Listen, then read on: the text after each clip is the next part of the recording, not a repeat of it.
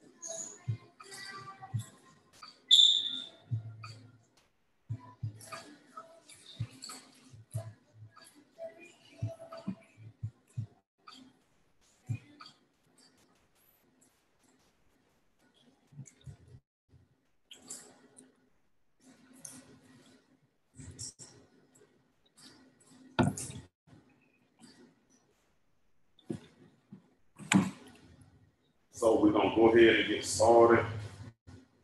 Class like anybody else make it, then we'll thank God for them being able to make it.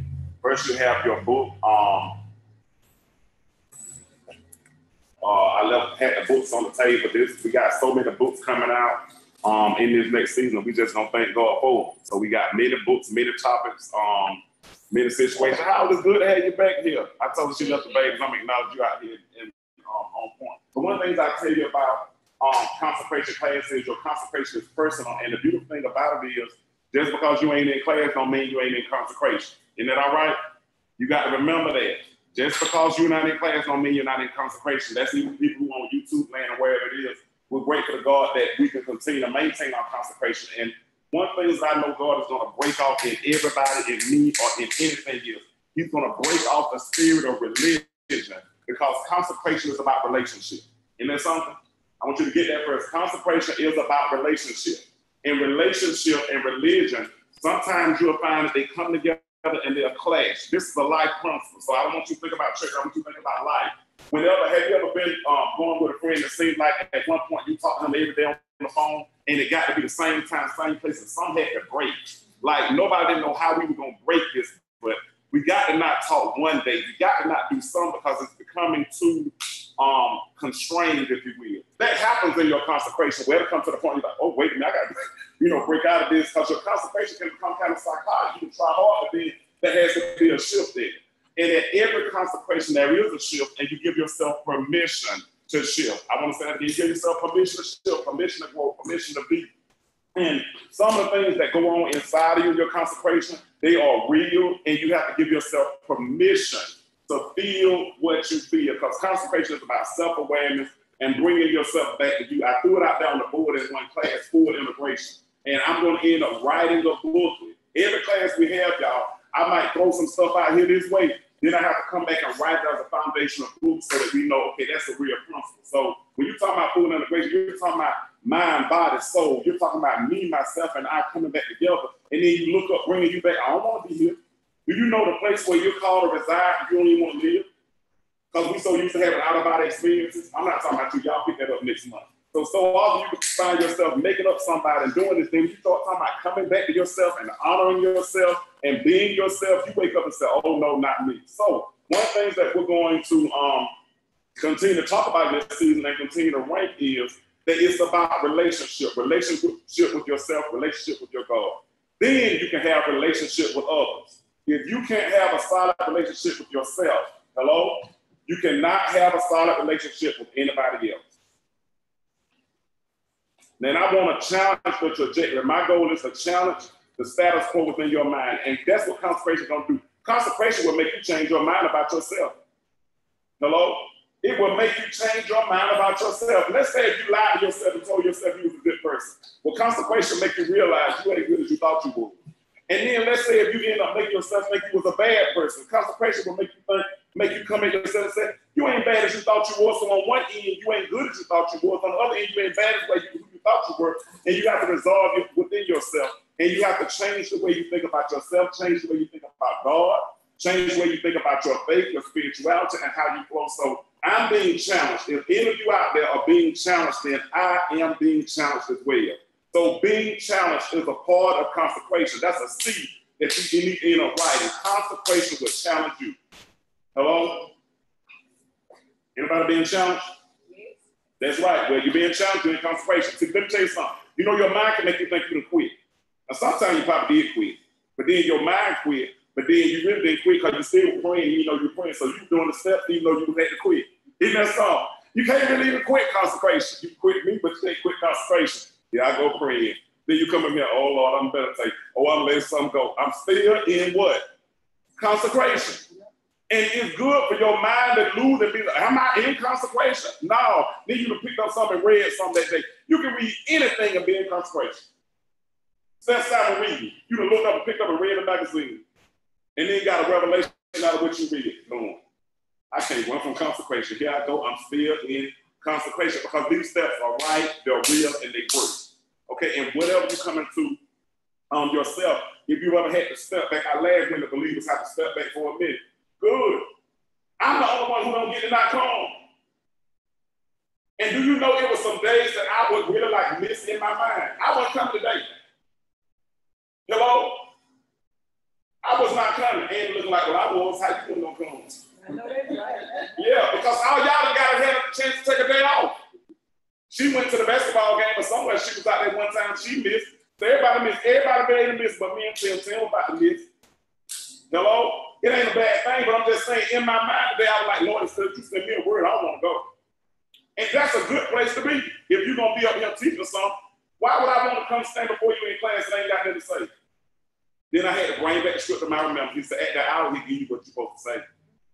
So, what you going to say? He gave you consecration. He gave you consecration. She want to tell me.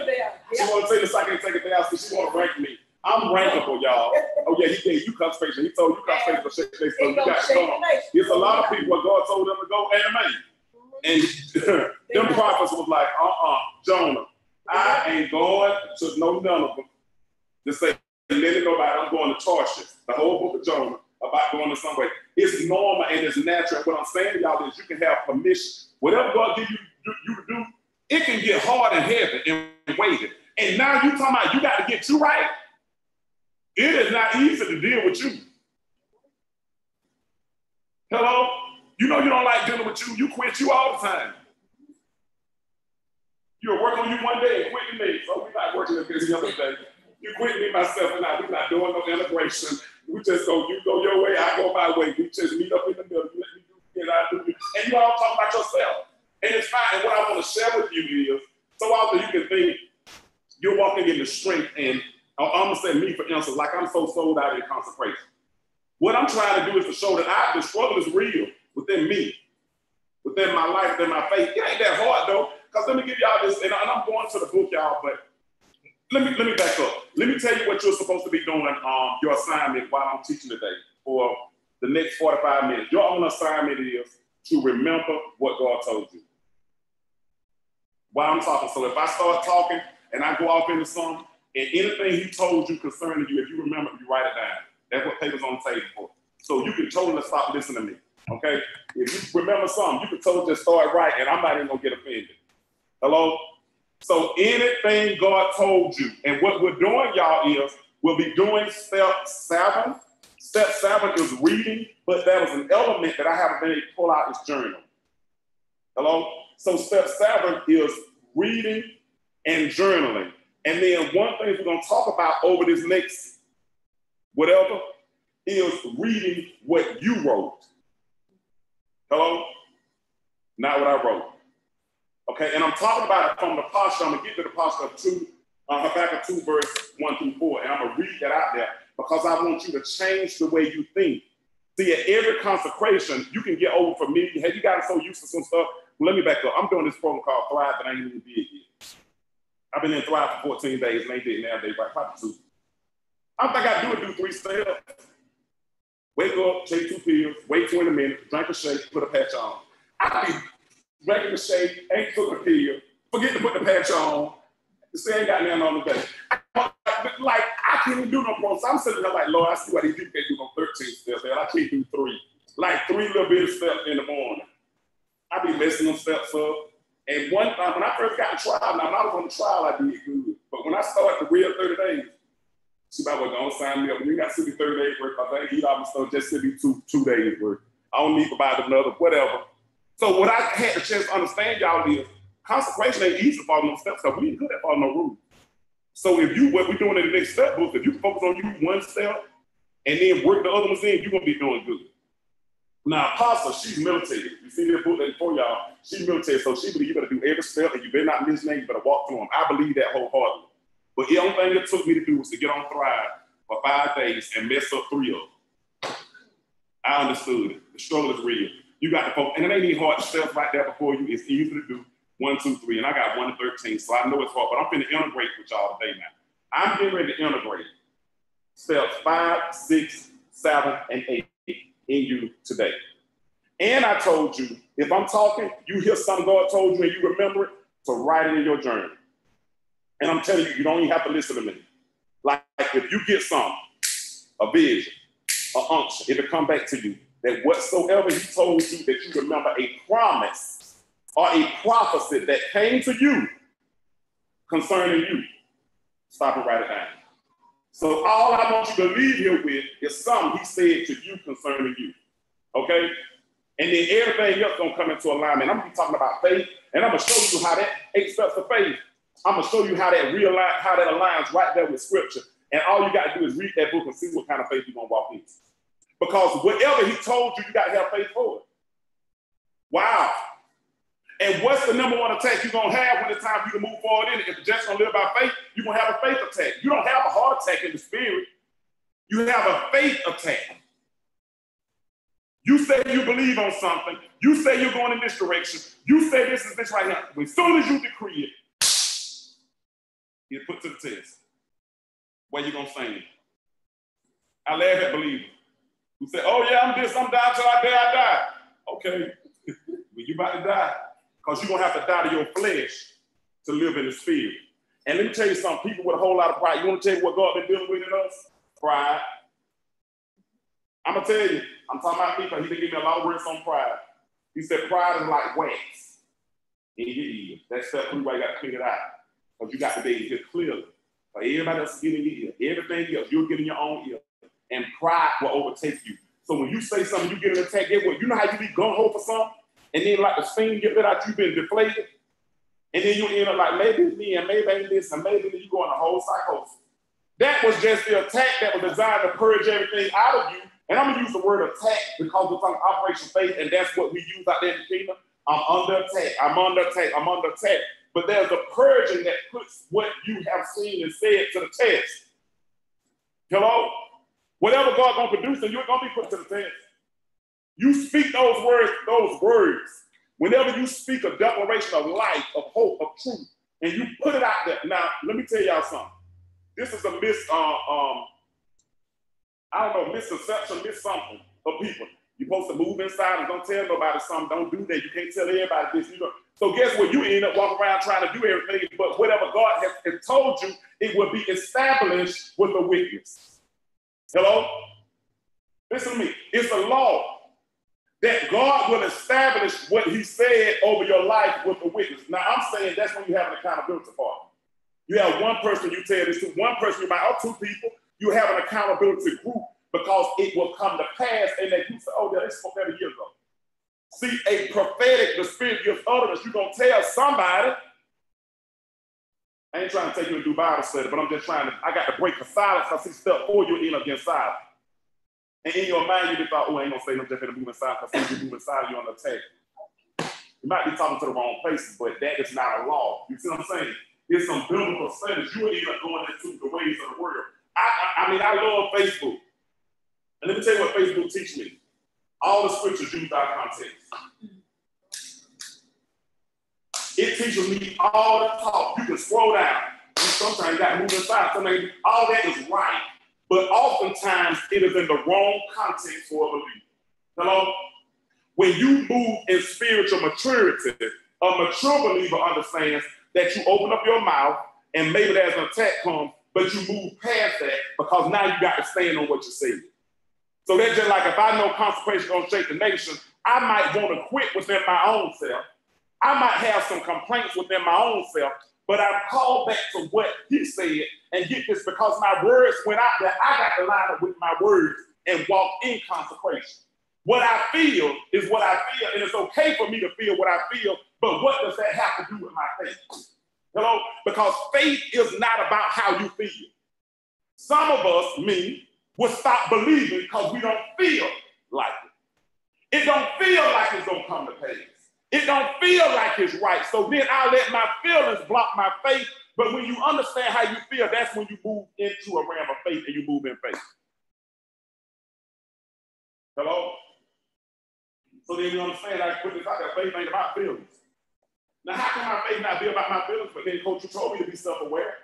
You told me to honor my feelings. You told me to do. Why? Because you supposed to know how you feel. If you down, be down. If you up, be up. At least you aware of yourself. You ain't walking around making yourself think, oh, I'm good today in Jesus' name. No, I'm feeling bad.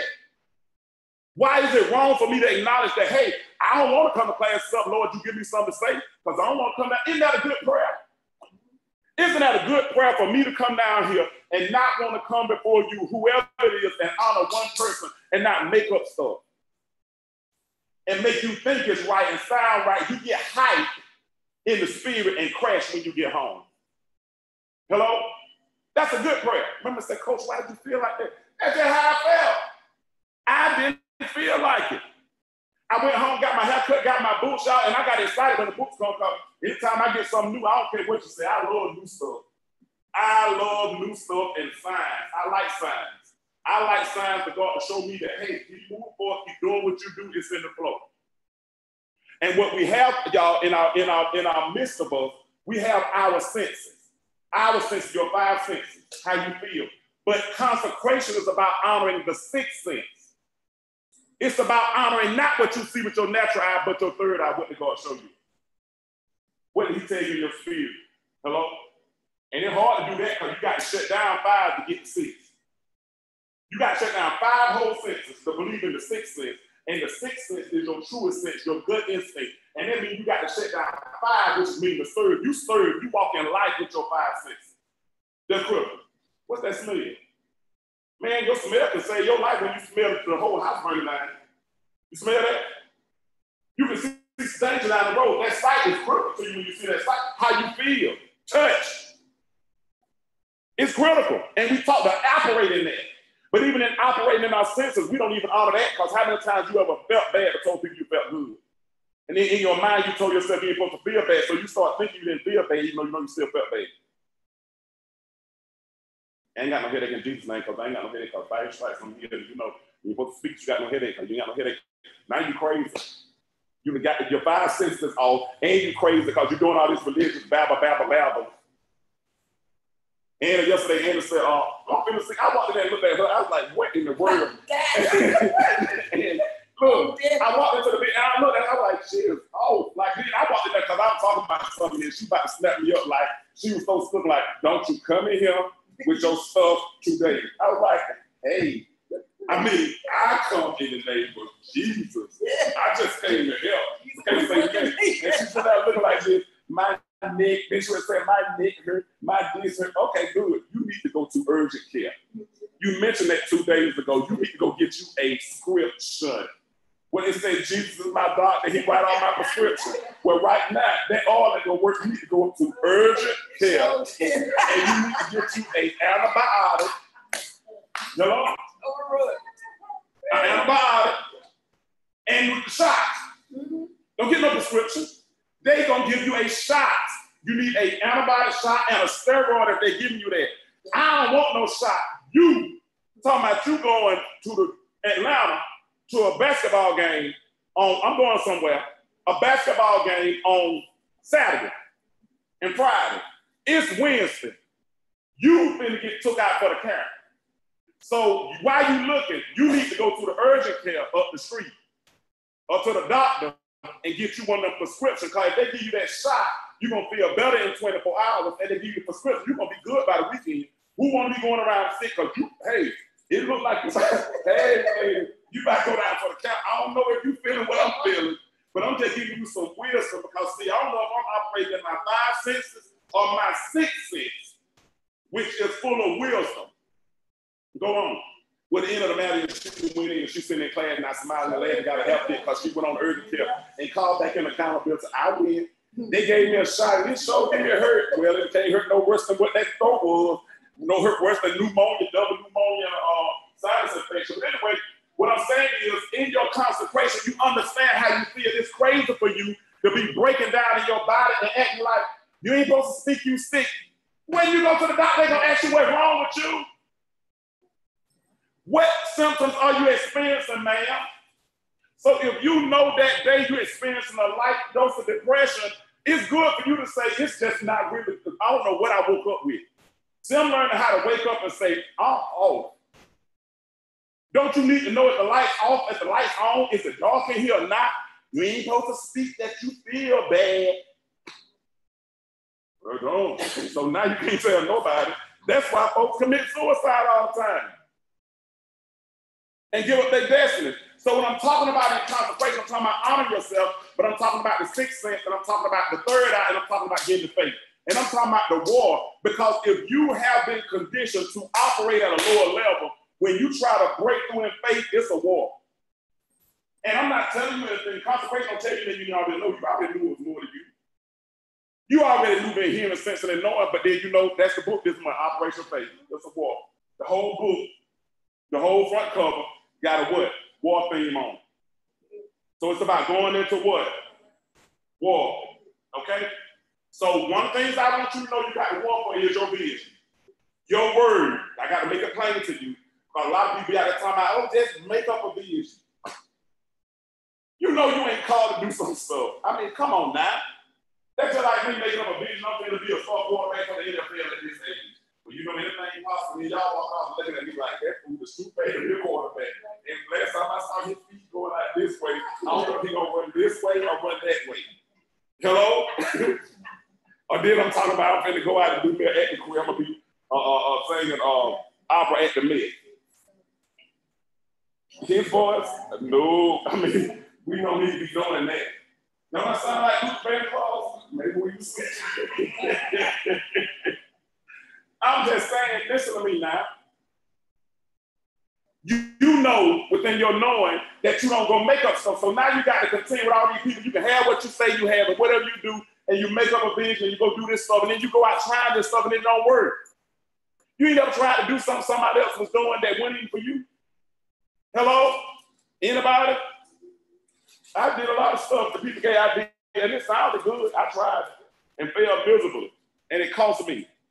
Hello? So you got to come into your knowing. So when we talk about vision and faith, what is it? What word? God can give you one word that'll save your whole life. And that one word can contradict. He can tell you peace is coming to you, and all hell can be breaking loose. So when I'm talking about all of it, everything right, you just falling apart, and you talking about, well, I heard peace. I heard peace out of the universe. You know you didn't make it up. You know it came from somewhere, but then when you open up these eyes, you don't see nothing but hell. Every time somebody calls you hell, they might well just say hell is calling. When they call you a drama, you already got hell going on in you, and then you pick up their hell. What they talking about got nothing to do with you. Like, see, look at that. Everybody going through, but you know you heard a word that said peace. You got to be able to write that down. Hello? And hold on to what he said, regardless of how you feel. That's why faith becomes an operation. Because faith requires you to move beyond your feeling and to stay rooted and grounded in faith. Is it something I have to do? Yeah, consecration. We're going to shake the nation. Good God. Seems like the more I say it, the less people, oh, they quit. Like, I ain't saying this shit no more. I'm done. Like, I'm not even saying it no more. I'm going to be picking up on common people. Can you come back? I mean, if I read you off, if I did anything to offend you, I changed my mind. I don't want to offend you no more till the next time I offend you. But you can decree and declare what God has said, And then all kind of drama can ensue. That's a part of the process of faith. That's a part of the change that you have. So when we look at the books, and I'm telling y'all now, between 9 and 30 minutes, if you get something in your heart that you remember, because I want to calibrate tonight, and in a clear way, I ain't gonna even do it like, okay, I'm finna pray now. No, I'm gonna keep talking. And I want the energy of something to come to you that you got to come in and you got to lock in and say, you know what? Let me write down what it's, you know what? Do you know God will show you something and it'll get so hard that you don't even want to believe no more? It's painful to walk in faith. When your faith get broken, maybe I'm talking to some of y'all, but when your faith get broken, you don't even believe no more. You believe a little bit. Lord, I just thank you. You done paid my light bill and my gas bill. It's just a good month. Because, you know, I know you told me I was moving on the other side of the street. I ain't got to move no more because I don't even want to believe. It's too painful because faith can cause you to walk into some disappointment. Now, you can read all those, and you know we microwave people too. If God's spoken, then he come to pass tomorrow. How long, Lord? He just taking too long, so I ain't finna believe no more because I'm tired of setting myself on my faith. Now, then, don't speak something, and then you go to people and they be like, oh, did you ever move across the street?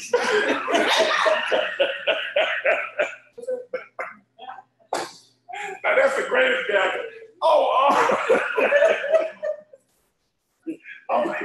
I believe we go for a new car, and you in the mall, and you bump into the person, and here they got it like, oh, did you ever get that new car? And you know you got an older car than the one you had the time that you saw them, you're like, John, it's painful to walk in faith. But there are biblical examples, y'all, where people went years before the manifestation of the promise. I mean, they had to walk and endure and walk through some stuff. They had to be pruned and they had to be purged, but it came to pass. So, I'm going to tell you, it ain't easy to walk in faith because you got to deny your flesh and continue to walk in faith, trusting and believing. And the greatest attack that we have is the attack of our belief. Every time you believe beyond what you used to believe, people, energy, forces will try to push you back to where you used to be. Because faith is not designed to keep you mediocre, it's designed to stretch you. Hello? Now you'll speak it out there, and then you might have to get silent, but then you got to take it into you in your belief, and you'll find that you still got to walk in the energy, in the faith, and have the right people on your path that still will push you. Because maybe you see these 9 people can't speak over what it was that you were called to. But maybe it's 2 people who can believe in silence, which is believe in purpose. You hear me? And maybe it was designed for that. But y'all, we got to be real with faith. Because this summer you walk up to people and say, oh, what you doing now? Yeah, you were something what you were when you spoke to me. And so you can see them, you be like, see, I ain't doing this faith no more. I ain't saying that. That's what they said on Facebook. Sometimes you got to move in silence. Well, I ain't gonna do it sometimes. I'm gonna move in silence all the time. You're gonna move in silence so much. that you're gonna try to speak up on God and he's gonna get you. You're too silent. I mean, you even pray in silence. And God can't hear your prayers no more because you're moving in silence. And you know you just wounded. We just so wounded. So anyway, y'all, but whatever that was worth. And you might not get to this, but I'm gonna rank this. Really what I want you to be to pray for, because we ain't got about 3 more days in this cycle that you ain't even been on. So this, I'm just trying to see who's gonna get you. You know, sometimes consecration gets so hard you be in it, so you don't know step. I'm in consecration. Well, what step you on? All of them. I just pick one. The struggle is real. The struggle is real. I'm in all steps. So look. And you got to see people understand understand the struggle. Because I've been trying, let me tell y'all something. So the night class is about vision, okay? And I'm going to keep stressing this. It's about vision, but if you can't talk about the struggle in vision, you can find yourself not being true to the vision of where you are. And one thing the consecration supposed to do is make you self-aware of where you are. And they say, okay, this is what I'm going through, this is where I am, this is real. I would rather be with 5 people who struggling and can admit they're struggling and come to group therapy. You know, when you go to that house and out, everybody know they've been back home to take a drink. At least they know they got a problem. We come in consecration class like you don't have faith issues. No, my faith is doing good this week. Okay, but it's just a matter of time. You better get your shit off, you know. You can easily. Do you know one thing can deflate you? I mean, one thing can happen, you can be going good. And all you pray for was a good 7 days straight, Lord. I don't want no bad news this week. And you get all the way to the last day till Friday, going to the Sabbath, and here they calling you the storm. Don't. You ain't got deflated. I mean, you don't struggle for real. Things come up and happen, and we can't talk about real stuff in faith, and we'll be messed up. But then we also have to come in that scripture saying they overcome the wicked one by the blood of the Lamb and the word of their testimony. So we come, even with the fact that we showed up and we made it, that's a testimony, y'all. So that you don't come in this victory, because I'm going to make consecration so easy for you that you're going to realize you can't get out of consecration if you try. Hello? Because you're going to sit there, even if you don't even think you can, I am not doing consecration no more. And then you just sit and say, Lord, help me. Yeah, that's step 6. You praying, hey, you can't get out of consecration. Lord, help me get me straight. Lord, have mercy. See, well, that's step 6. You might well just go and come on back in and get on, do what you got to do. Then the Lord said, give somebody a Coca-Cola down the street. Ooh, Lord, see, look at that. You at step 13. You're up there sowing seeds in the people. So you might as well, if you don't do it, you might as well just kind of flow into the order and honor yourself and move on. So tonight we're talking about, and I'm going to keep with you back, step 5, 6, 7, and 8 in an unorthodox way. Now, what we know is on the 21st, you ain't going to do it. But I'm just telling you, because I'm going to say it every month. Because see, I'm in training. The Lord has me in boot camp, and this is brutal. It is brutal to tell people to do stuff that you know they ain't going to do it, but he told you to still tell them. I'm teaching program.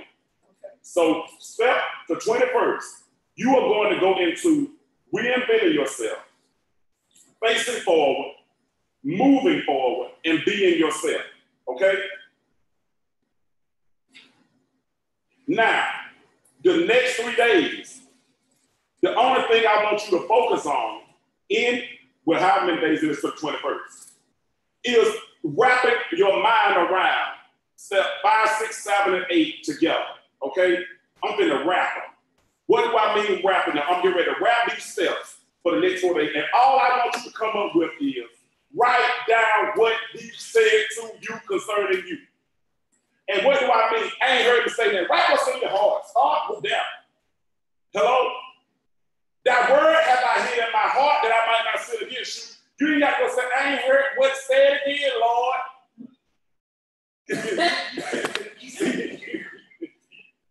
Just got in your mind.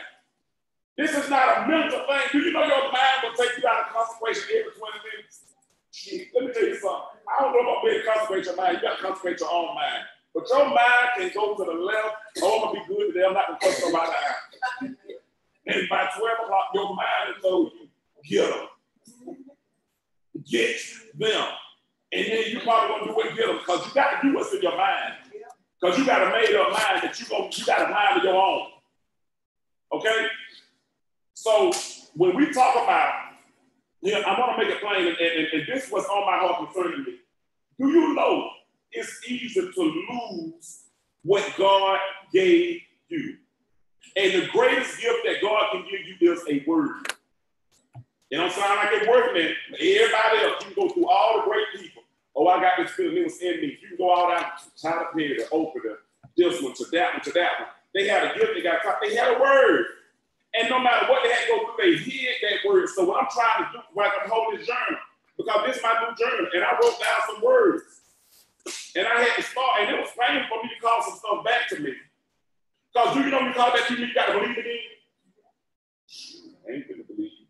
You know, you believe again, you get disappointed. And down, you get broken heart about believing. And y'all ever pray for something the exact opposite of what you prayed for happen? That's the Holy Ghost. You can shout out. I want y'all to be a shout. Yeah, the first time you were praying hard like, Lord, and everything you prayed for that you didn't want to happen, it happened. Lord, I mean, y'all don't know how many times I prayed not to go to jail. I went straight over there. Yes. Lord, don't let me lose. I mean, I start praying for the lives of other people. Lord, let my wife just get to lives. Lord, I ain't got to do that. Just do it. All the daycares will be gone. I'm going to save one. But Lord, I don't want that, but just give her the desires of her heart. They left like, ooh, I told you, it's me and you. But you can pray for something so hard, and the exact opposite of what you pray end up happening. That hurt your feelings. I mean, I don't care what you say. You got some God problems. A lot of people tell me, I ain't got no problems with God. Yeah, they do hide them. Yes, you do. Because God, the last time I believed in you real hard, see, God had never failed you.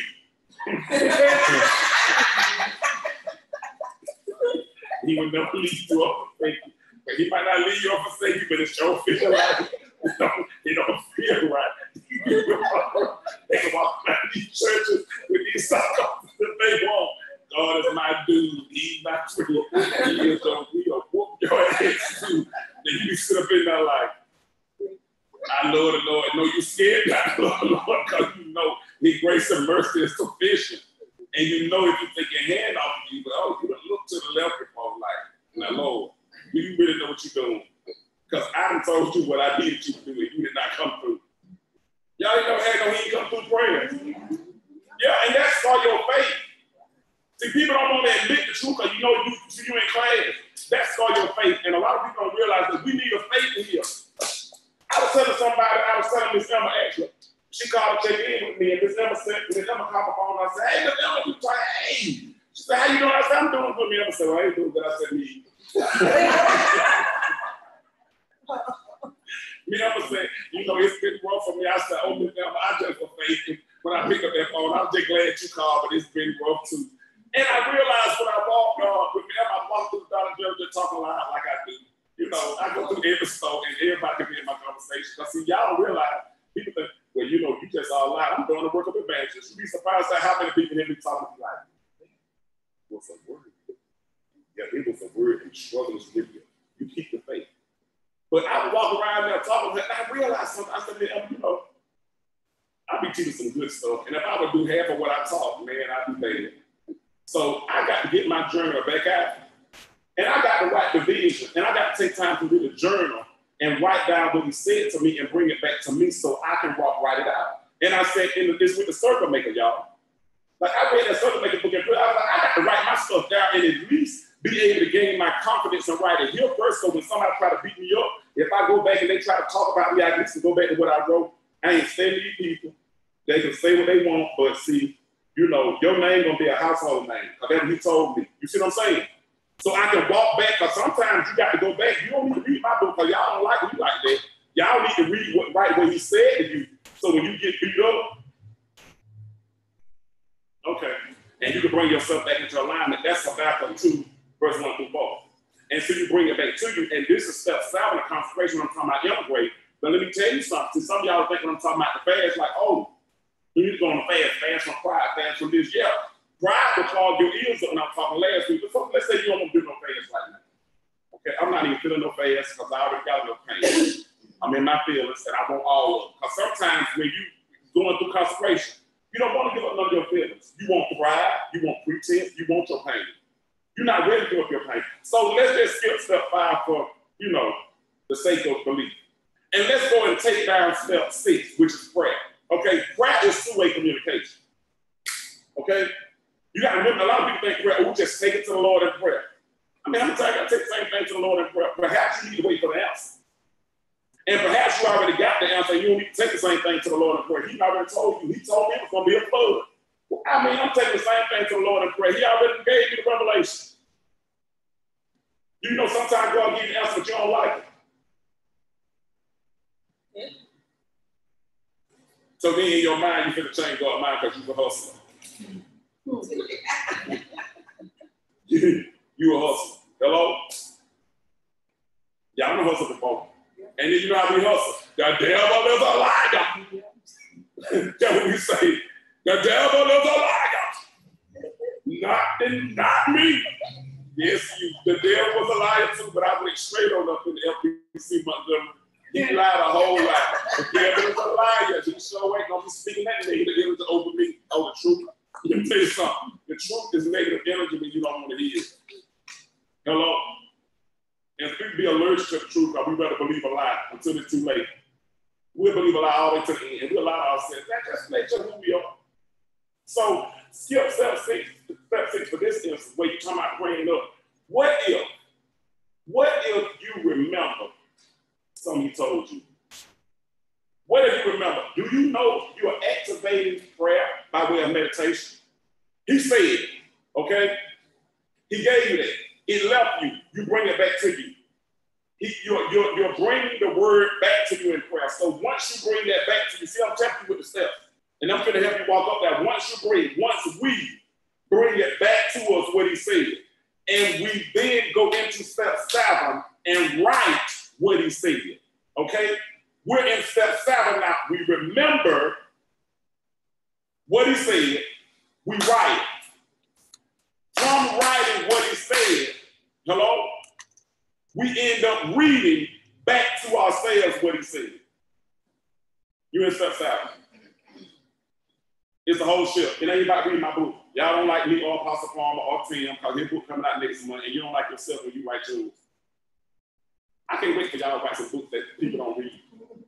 And then I can't wait. Like, I'm so excited about Tim's book coming. Animated scared for me to speak prophesied of her. My whispers would not be going out to anybody. I know I felt like I was going to write a book one day, but it's just not today. So do not be trying to push me. It's enough pushing. No, y'all got to get up here and feel the heat when you hold up your whole book and the people that's not reading your book, but they're sitting there like they have judged the book by the cover. Like my Aunt Velma, who made up. This is a good book. Every man needs this book, and see, like the people in the prison, they need the man. Velma prophesied the whole book out, and that didn't even what she was talking about. She was all wrong. And I gave her another book today. Velma, I'm going to give you another book you ain't going to read. The Jehovah's Witnesses, they know people ain't reading them tracks, so they keep giving them. Okay, we're going to come out. As long as you get it in your house, they just want to get it in your house, and perhaps they'll convert you one day. So that's what I'm going to do. I'm just going to keep passing them out. Maybe one of them spark your interest or what have you. But it's not about reading. It's not about reading my stuff now. And it's going to be about you being stupid enough to go back and write something he told you. And then for you in meditation and prayer to go back, like I did, and call yourself back to what he said. Okay? What did he tell you? What option did he give you? What did he give you? Do you know that the reason why we mess up because we go away from what he said? And when you don't recall to do what he said and be able to go back and look at your journal or your this or your words, I go back sometime and just scroll down my Facebook page and say, good God, you sure posted a lot. It was for me. In one of my books, I put all the little nuggets that I had put on Facebook in the back. I went 2 weeks. I said, man, if you was to kind of remember this stuff, you might be all right with your psychotic self. You'll be all right. You keep your mind straight because you was in a ram one of them days. But I can bring it back to what me. So in Habakkuk, I'm going to read something to y'all out of Habakkuk, y'all.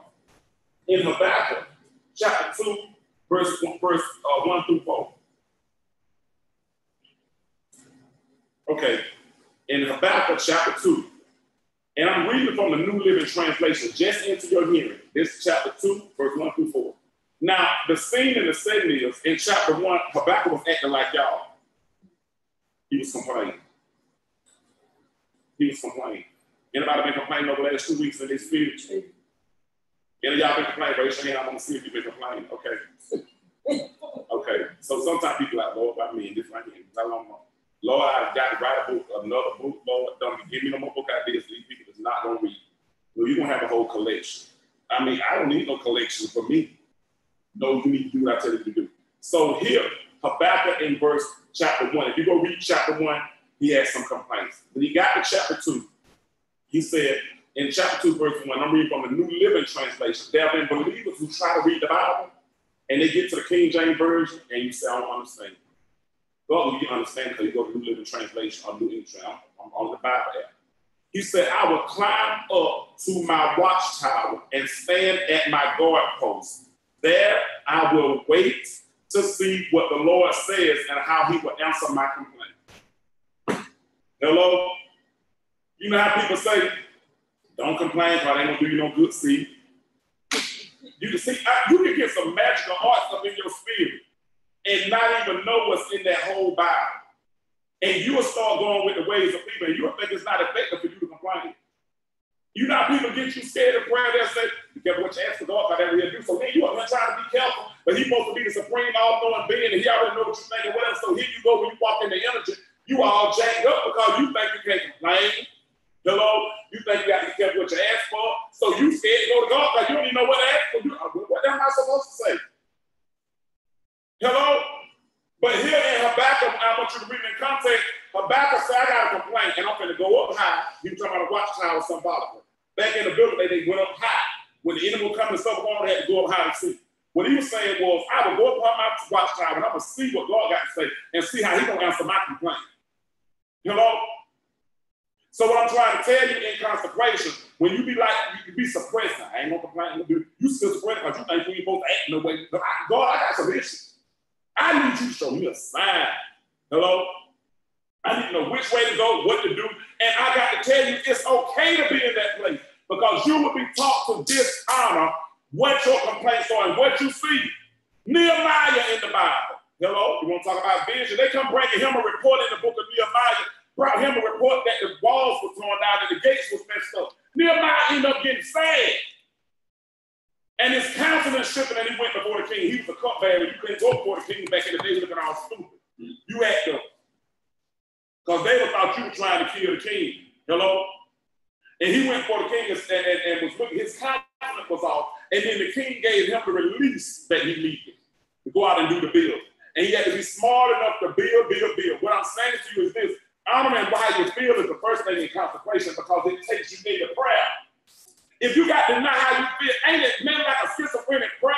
You know you're depressed and you're going to go, oh, bless the Lord, it's a good day, the Lord. I thank you, Jesus. It was a good day. I thank you. I feel good in my soul, and my soul is magnifying you. And God, oh, I just praise you. And God is looking like, who are you talking about? You was just over there with some pills. I mean, can you tell me who you talking about? Because that ain't you. I mean, I don't know who you done conjured up and brought in the magical arts to pray. And you went around the whole house, creating an atmosphere. I mean, where were you in creating your atmosphere 20 minutes ago? So you should might as well come on down and just say, it's some problems going on down here. I need you to speak to me. I need to know which way to go because this was supposed to be better than this. And now these people is acting a fool. They was over here on my committee, and then they was acting like they were going to act right. Now everybody is acting up. Everything, Lord, I need you to speak to me. And Habakkuk in that posture, he was able to go and take his complaint. But that's when he said, I would go up and I would see how he would answer my complaint. And then the Lord second replied to him and said, then the Lord said to me, spoke to him, the whispers. I'm gonna keep talking about anime whispers. Whispers come from anime. I'll be hearing loud booms and dreams, and so everybody hear different too. See, that's what I'm saying. Some people hear dreams, some people hear whispers. We talked about Elijah, where he came in and the Lord spoke to him in a still small voice. People hear differently. I have dreams. I feel unctions when I start talking and teaching. So however the Lord speaks to you, okay? Because some of you get messed up when you hear how he speaks to somebody else. He don't speak to you that way. You think you got a problem. He speaks to his people the way he get to you, the way he gonna get to you. That's how he get to you. Don't you know God know you, so he gonna get to you the way you gonna know it's him? And you know it ain't you because you ain't that smart. And that's how I always tell people, how did you know it was God? I'm not that smart. My wife's like, you the smartest man I know because you don't know but 2 million. Me and Zayden, Zach was a child. Sometimes Zayden get to outrank me. You know, Zayden said, oh yes, Zayden, what's up, yo? But anyway, that was no negative energy, y'all. That was just the truth. But I'm just saying, hey, I know it don't be me because I'm not that small. I'm not. I don't even read that fast. Y'all think I write my books. I read so slow. I read 100% prayer. That's just a big number. But yes, if you ain't got nothing else to do all day, you can read some lines or highlight some lines. And what else I was going to do here? I couldn't watch a TV show I wanted to watch. So what you going to do? Go get in your bed and read. And then you get smart because you read a little bit, but really I ain't that smart. I'm enough to read. Hello? But then Habakkuk, so I'm going back to this because we almost over class to the second. It said, that the Lord 7 o'clock came, he said, then the Lord said to me, write my answer plainly on tablets. Write, okay? You see where step 7 is coming in, and the step 7 it reads reading and journaling. Write my answer plainly on tablets so that a runner can carry the correct message to others. See, I ain't trying to preach, but so often we saying stuff that's of the flesh and not what he said. We carry the wrong message. Hello? I'm talking about Anna. Go and whisper to her. You don't tell the whisper, you ain't go down the whisper. When people call you, you got to get them correctly. This is what he said, Antonio. If people call me, what I got to say? Consecration gonna shake the nation. He stuck to himself. How he talking about the stuff? That's the correct message. Go to God, get your relationship with him, you're gonna be all right. That's the correct message that I'm supposed to give to anybody. What did the Lord say? You do what he said. When I hear you, I can recall in my spirit what he said, I know what he said. That's the correct message. So when he said, that's what the Lord told him, he said, write my answer plainly on tablets. That's why I told y'all to take a notebook out and write down one thing you remember. Because perhaps it might be in one of your journal, perhaps it's not. But whenever something goes forward, at least you can go back. As a runner, who is supposed to carry the vision for your life other than you?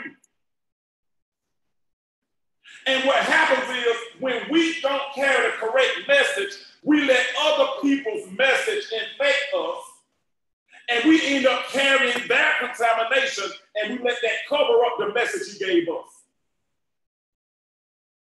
I'm talking about you. That's what happened. Because we're carrying gossip, slander, backbiting, whatever, bad news, we're carrying that. That's the message people carry. But here in Habakkuk, when you go home in Habakkuk 2, 1-4, he said, write my answer plainly on tablets so that a runner can carry the correct message to others. What message are you carrying? And if we don't write it down, it's easy to get distracted. So in this thing, I tell you to write down the message he gave you. Don't read my books because you don't like me, you running from me. You read what he told you in your book and don't run from yourself. And it says the vision is for a future time. In King James, it says an appointed time, a future time.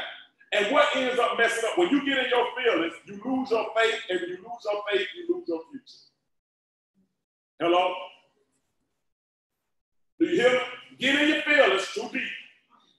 That's why you need to be able to, in accountability, to tell somebody how you feel. I'm just not feeling you today, so me either. I don't feel me most of the time either.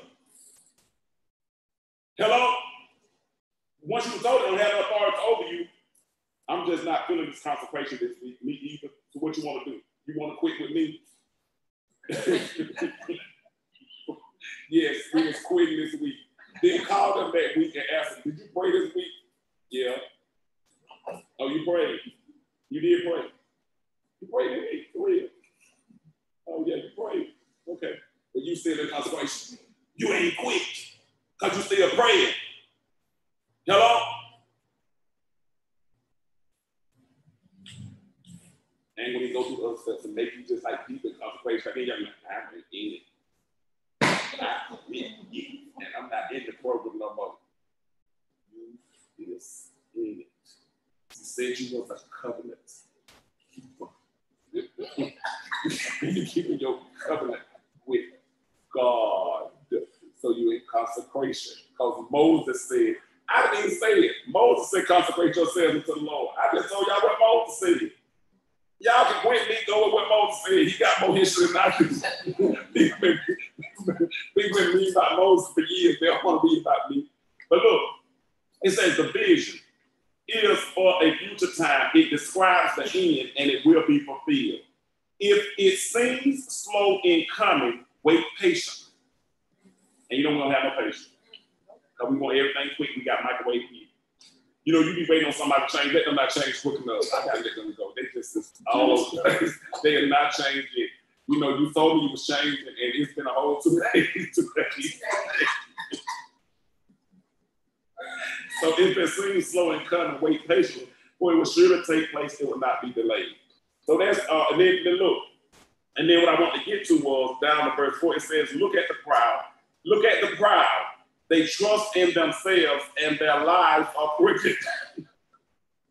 Oh, we got to go proud. It says, look at the proud. They trust in themselves and their lives are crooked. And y'all know we walk in a lot of pride, we make up stuff. Yeah. We know, because you know, you get above us. Because you can't go there. Anyway, we ain't even talking about me. Let's talk about you. So, they trust in themselves and their lives are crooked. But the righteous will live by their faithfulness to God. Okay? In the King James, it says, but the just shall live by his faith. And the reason why I want to talk about faith and vision and put this before you, whatever God gives you, it encompasses vision. Okay?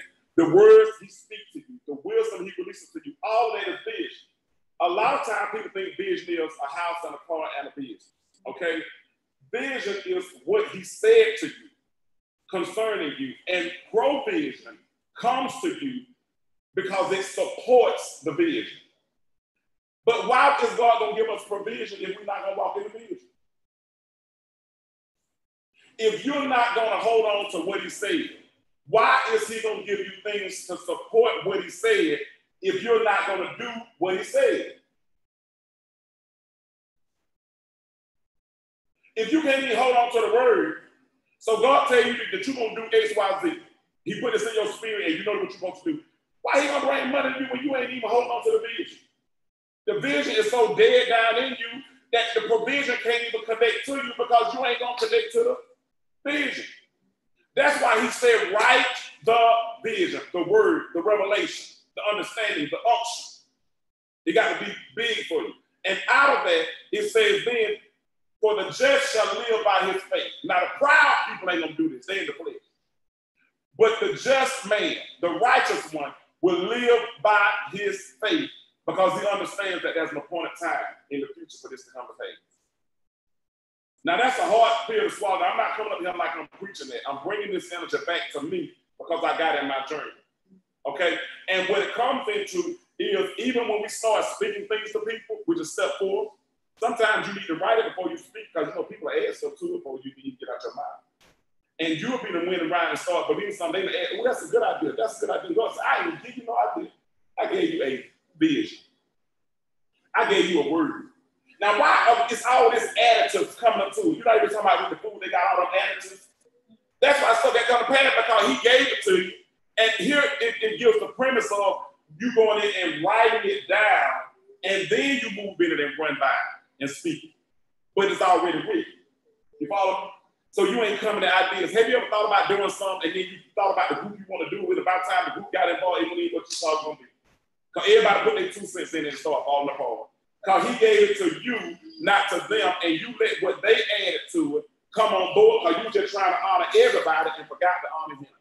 So in steps 5 through 8, listen to me. When we talk about journaling, in prayer, revelation, you're pulling back to you a word he gave you, and you're going to write it down.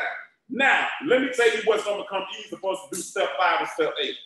When your vision comes so close to you, you're going to let go of anything that you're going to have to let go of because your vision is going to become more important than what you got to let go of. Hello? And faster, you know you can't be acting up to get to the promised land, so you're going to let it go. So the notion of bringing in these next 3 days is bringing back to you what he said to you concerning you. And you make decisions based on that. You use Felicia as an example, she get married. Hello? If her decisions become flesh-oriented, he gave her a vision for marriage, he gave her a vision for this. She got to write down what he said and stick to her guns concerning that because if she back away from that, hello? She's backing away from the vision. And it's easy to do it because you can get in your feelings, but it said the just shall live by his faith, so her faith has to take her what? Forward and into the future because back 10 years ago, she wanted to be married. Hello? When somebody gonna marry me? I want to be next. I want to be this. Then you can get close to the vision. Hello? And you can get close to the appointed time and you forget you're supposed to go in the direction of the what? Marriage and not in the direction of being I didn't say that. I'm just giving an example. You follow? So in essence, her appointed time is coming up. And whatever she has to let go of in step 8, go back to the vision. Trying to tell people, go back to what he said. Now, what are you doing that don't line up with what he said? Decision made. Your vision will make decisions for you that you don't even have to make. Hello? Good consequential plan. Now, do you think for her to get what God got for her, she ain't gonna have to let something go? She got to let something go. The two become one, whatever that means. Hello? She got to let something go. But her release is going to come in her connecting to the vision. And it don't mean that it won't be painful for her to let it go, but it's more painful for you not to get to the appointed time and not to embrace what he says. So everything that got to move out of the appointed time got to what? Go. Because it's just shall live by his faith. Your faith is the thing that's going to bring you into your future. That's what faith is going to do. So when you go back home, you're going to go home, y'all, and you're going to write down. Did anybody remember something he said tonight? Just raise your hand if you remember something he said and you captured something. Okay, that's fine. I just want you to capture it. If you started and you wrote one thing, I want you to take that into, listen to me, your home work. It's going to work better when you do it in your home. Clarence just cultivated this something. It's going to work better if you consecrate some time when you get home and finish this extended assignment. Where you take some time in meditation and reflection and write what's on your heart and write what he said, okay? And then out of that academic exercise, which is step 7, journaling, okay? Then you ain't even got to get there. We'll get that next month. Your fast will align with you detoxing from anything that's going to carry the wrong energy and stop you to get to your vision. I'm going to fast some self-doubt next month. You see what I'm saying?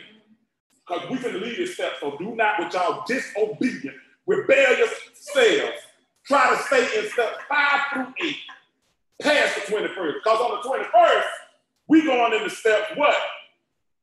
9 through 12. Now, if you carry it over into your journaling, that's fine, but don't be trying to go into ain't no extra fast and doing all this other stuff because you're in magical arts. Follow the program, man. Follow the program. Hello? So I'm telling you, and this don't happen. You can pray in the rest of the program now. But what am I trying to tell you is this? When are we going to get ahead of things and not keep being behind? Hello? What am I saying? If we do steps 9 through 12, like let's say I'm talking about, let's say if I'm telling you think about 9 through 12. If you just start doing steps 5 through 8 next time, even though you're doing some steps, you're still behind. You never get ahead. And I'm telling you, go right down the vision, that's going to automatically catapult you ahead. So then guess what you can start doing? Oh, I'm going to start thinking about my fast for June. What do I need to let go get into June? You'll start thinking about it, and you'll be ready for your fast. You'll do your 3 days for real. Hello? Now, I'm not telling you not to fast. The Lord tell you to fast, that's fine. But what I'm telling you, don't fast and forget the other stuff you get ready to go into, which is reinvent yourself. Your vision will require reinvention. Hello? When you look at what you wrote, there's some things that you'll be thinking about reinventing yourself because it requires you to do X, Y, Z, whatever you said. And your vision has to be something like, what I don't want to say anything is earth-shattering, vision is beyond you. God will tell you you're going to Puerto Rico. Well, in reinventing yourself, you know don't like to eat other cuisines. So you might start thinking, let me go to this I don't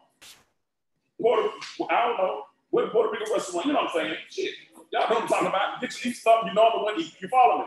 So you on purpose and reinvent yourself, gonna go eat something you normally wouldn't eat. Then you're gonna face forward, you're gonna say, you know what? If God has showed me this, then I need to stop defaulting back to the past. You know how people say, well, you know you got to walk in wisdom. Now that caution and doubt is something serious, and you'll make you think it's wisdom, but it's really fear. Hello? So I got to move outside of that, so you're gonna be flowing into your next step. So your assignment that is Habakkuk 2, and I wrote that 5 is a detox, 6 is prayer, 7 is reading, 8 is release. If you go in and you do your journal exercise, there's a lot of stuff we're gonna be releasing all in that. You're gonna find some stuff gonna fall off you because you're gonna be around and start believing what you wrote. Oh, darn, that one fell off me and I ain't even try. If I tell you to go home and let go of doubt, you will hold on to it real quick. But you go write your vision and read what you wrote. Man, stuff they're gonna fall off you based on what you wrote. You have participated in self-deliverance. And before you even know it, you believe in it again, and your faith is being restored. Do you know in order for us to move to the future, our faith got to be restored? So that takes us into y'all Operation Faith, this month's book. And I promise y'all, this month's book, these books are thick, but it's just a program in the back. So each of you have 2 books so you can not share it with somebody this month. So you got 2 books out there on your table, and you can take them now. You can do like some people do. I know I'm not going to share books, so I'm just going to read it. Okay, that's fine. We'll share it with somebody else. You still in rebellion because you don't do nothing nobody tell you to do. But anyway, so look, this book, when you look at this book is only 25 pages, 27 pages with the book, Operation Faith. And when I tell you it's some small words on these pages, like some small little pages, if you look at, y'all, let's go to page 18 and 19 for inside of your book. And those of you who out there in YouTube land, you want the book, you can go to our website at www.cki-change.com, and you can click to the connect with us or ask a question, whatever it is, and we'll send it to you in the mail if you're listening. You can request it through the website. Any of our believers who are in class, you can go ahead and shoot me a text message or message me on Facebook, and we'll get the book out to you in the mail immediately if you want tonight's book.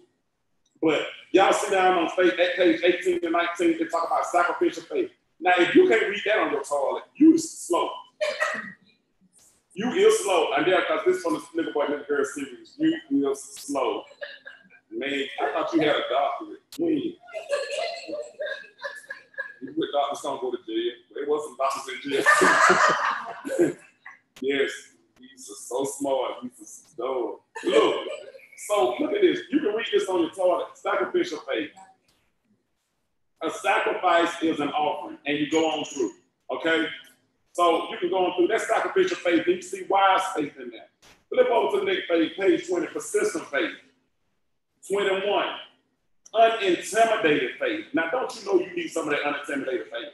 Y'all know the devil will tell you, boo, and you a bad guy real quick in the name of Jesus. Hello? You're back down in the name of Jesus. In the name of Jesus. Do you know a lot of times people put stuff on Jesus and then they don't have anything to do with it? Oh, the Lord told me to stand down. No, he did. You got scared. What you said. Yes, I just don't feel it in my spirit. Yeah. It'll make you don't feel a lot of stuff in your spirit. Get mad. God ain't told me to do it. No, you mad. He did say you to do it. So unintimidated faith, persistent faith. You look at the back, active faith, and on 22, and your most holy faith. Y'all, what I'm saying is, don't let the size of the book intimidate you. Because when you go in and read these little things on the page 13, it's power packed. And do y'all remember, y'all don't remember because you don't remember that. They're supposed to remember. But in one of them meetings, we gave you a set of handouts that said the 7 character faith. Can I let you in on the secret? We add the most holy faith, and it's just in a book now.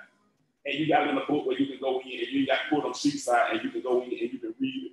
Then talk about the introduction, consecration, faith, and whatever. And it's talking about the 8 kinds of faith. And what you want to do is, see, it says in Habakkuk 2, where it says, for the just shall live by his faith. What kind of faith do you have? Or what kind of faith do you need to live by? Because sometimes you got to have consistent faith. Sometimes you got to have wise faith. Sometimes you got to have sacrificial faith. Sometimes you got to have active faith. And then the 8th faith that was added was you got to have your most holy faith. That's in there. So when you look at it, you will know that faith will take you into a war, okay?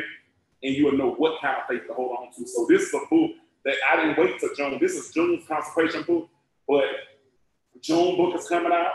This one, you already got it now. See, some stuff you can't wait on. Hello? It's already there and available. There's a book coming out of Reject One series, Beyond Betrayal. I'm over that, and that one's going to be thrown at you. But this one, there's another one coming out. They talking about me behind my back. I'm ready for that one. That's my book. I just like saying they talking about me behind my back. I don't even know what's in there, but I just like saying that. You know, they're talking about me behind my back. And then I'm talking about how you talk back. You're going to get your talk back now. So look, we got 3 books coming out, but this one I think you're going to hold on for this season because the oil of the month for next month is going to be the frankincense and myrrh. It may be in next week. And the frankincense and myrrh is the oil of intercession and protection. Do you know why you back down? Because you don't feel protected, so you got to retreat and protect yourself. You're going to say they're going to hide. I'm talking about me. Then your boss say, go, I ain't going nowhere. You just send somebody else. I mean, it ain't me to be the one to go. So look, y'all, when it comes to faith and vision, the reason why you have this book and you can pull this in, when you write what you got to write, look at what kind of faith you need to walk in. Loving faith, humble faith. If you walk in a high level of pride, you got to humble yourself. Y'all got a lot of pride. And I want you to say, I know. This is not for you to be sitting up and not judging me. Get your ass up on the table and let us examine you. But you looking at her like, what? Y'all got people. Y'all got to laugh a little bit. But you know, my pride is not, well, I'm not going to tell y'all about my pride because y'all might use what I said against me. But this is what I realized though too. That God is preparing me for a greater depth of journey, and my pride comes from this. Do you know sometimes you won't tell yourself the truth? You need help. I don't need no help. I don't need nobody. I'm doing everything by myself. I don't need nobody bumping my leg. Shoot, I can do it by myself. That is a whole lot of pride because you will kill yourself before you just ask for help. I mean, you know you're struggling pushing the whole buggy down the street, but you want to prove to people how strong you are. Then you know your brain about to bust, and you know you're about to have a nervous breakdown. But I don't need nobody. I can do it all by myself. And you pray. That pride. Pride will make you not ask somebody for something you know you're tired of, and the person who can do it with ease. Beyond what you can do. I'm talking about they can just, it's a part of their natural gift. And you know you ain't natural there. You don't even think that way. But so you think that way, you'll sit there and struggle with something for 2 hours. When that other person's going to say, yeah, they do it in 2 minutes, and you're going to spend that time doing what you're good at, but your pride won't let you. Pride is a silent killer. It is a silent killer. And what the good thing about pride is, it's so rooted in your ego, it'll make you think you're all right. It don't matter you good at you don't even know. See?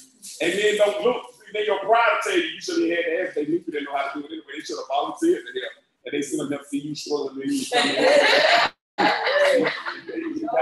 Your pride would make you make them wrong. Because they know that they could have at least asked. They could have asked. You know you was hungry. Every other time you rejected that spaghetti that they tried to offer you, so they just stop offering you spaghetti. They didn't ask me if I want one. And how they won't get one from me. And they knew I wanted one. And they knew this or they knew that. Pride will mess you up. Hello? So I know for us, he's been working with me on that, y'all. And when it says humble yourself on the mighty hand of God, here exalt you in due time, it's from humility. So what I'm saying is, it's submitting and surrendering. And you think I'm just talking about me, but in order for you to call back to do what God has called you to do and to write it out, you got to kind of submit. And then you'll even admit, like, people, I was out of line, and I showed that go. You'll be repenting while you write. Yeah, you're right. So, Operation Faith, that's the book that you're going to have out there with that. And your next cycle, remember, 21st, I just want you to be conscious of it. In 10-day cycles, the 21st, you're going to shift in 2 steps. 9 through 12. Reinvent yourself, face forward. Now, see, that ain't hard to do. You do that, and nobody got to know you do it. I'm on that step, and I'm saying, some of y'all be going back trying to take communion. I'm trying to take, it said face forward. Ain't nobody told you you had to take no communion.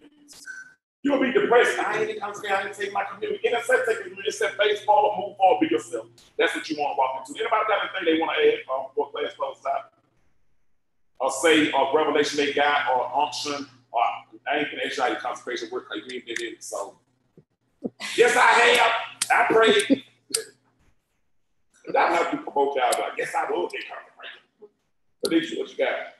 No, it was just that was really what you said about releasing things and moving forward because like I had the journaling, I got to pray, trust the Lord. Amen. And so on the 12th, I wrote release the hurt, release the pain, release the people who did. Amen. That was literally since she journaling her way to step 8. Journaling is gonna be critical. And it didn't take a lot of words. And she said something critical. When you start journaling, don't think it's yours. A lot of people get messed up in journaling because you want to find the word. You don't need to write the one word. You know what it means. You write it down and you draw a circle around and you go forward. I mean, sometimes my journal is one sentence. I used to do an outline for a book. I used to do an outline for a whole book, and it would just be like words around a page. Anybody else come up to it, they don't understand it. But he that readeth it can run. I can read deeper into it than what anybody else is supposed to read.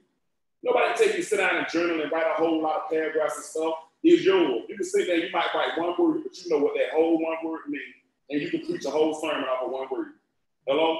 And that one word, when you come back into it, he gave you one word for that season. So you made a powerful point that when we're talking about journaling, I'm talking about capturing the picture of what he said. You can write up, you can draw a picture. Like there was times that I would do it, and I knew that picture. I could paint a picture. You know, say a picture's worth 1,000 words. I could draw one little thing that I saw, a number, and I knew what it meant. Hello? So when you talk about journaling, it's yours, and you got to understand, not nobody else. And when you try to write your words for somebody else to understand, do you know your clothesline? Have you ever journaled something or wrote and you thought about somebody that might get to read it? I'm making none of y'all have never done that. I have, like, you're like, ooh, they get my boo. Yeah. You know, people read your stuff. And I ain't trying to put that image out on you, but that's how it be sometimes. So you might be blowing and you like, oh, I ain't want to write that. I hate John. You hate John today. They should be in your journal. If they read, well, John, you still over there on page 47. I said, I love John. You know what I'm saying? I changed my mind. That's how I felt that day in my journal. And let me tell you something that's critical. When you're journaling, you will find that you can go through your feelings. It's good to start with where you are for real. And a lot of times, you can start where you are and you can get to where God wants you to be. So don't be scared in journaling of actually, if your feelings come up in there, don't be scared of letting that flow in there because it'll get you to a higher level and a higher consciousness. So that's the place you'll be able to go. But I'm glad Felicia brought up journaling. A lot of you have been journaling before in time, but it's a good way to capture what he said so you can go back and you can, run with what he said. Anybody got anything else? Basically, like you reset journaling. And this week, I had to go back and reread what I wrote. And that's what really got me. Because I'm like, well, Lord, this came to pass. That came to pass. I'm like, and he gave me read, so I've been wrote it. Now I'm just, it's your season that's coming up for that. But,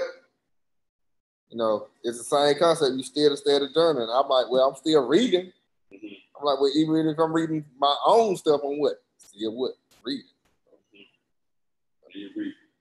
So the place I want you to also flow in, as Tim was talking, he said some things came to pass. And a lot of times you'll see what God brought back to me today was honoring the spirit that even though things are not going the way I want them to go, there's a lot of stuff still coming to pass. So I got to walk in thanksgiving for what I have and the energy of gratefulness that even though I'm in the middle of the struggle, I can see the testimonies that are coming forth in the struggle. That's why I didn't wait for next week or next month to eat that book, because guess what is coming out? I can say Tim's book is coming out. Find God, find yourself. That's an accomplishment. Yeah. Hello? Not for Tim, but I was able to sit back and say, hey, somebody I know writing books too. There's nobody gonna read. Yeah, I'm excited. And Gary was gonna be like, see, y'all read his book on birthday. Y'all don't be tired of reading mine that you ain't gonna do. But I'm gonna start putting my stuff in Tim's book, and then I'm gonna say, come on out, let me write a book, let me write a chapter in your book. But make sure you got something you wanna write. I'm gonna start being a ghostwriter for y'all. Come on, Anime. Give me the news. I'll write the other to you. Let's go. Anybody else got some? How y'all consecration been going? Let me say, anybody got something from last week for real? Anybody in the consecration got something that they got last week that they want to share before we go? And then we're going to log out of YouTube land and we're going to roll out of door at 8:30. But anybody got something before we go? Yeah. On May 12th, I had got the word love the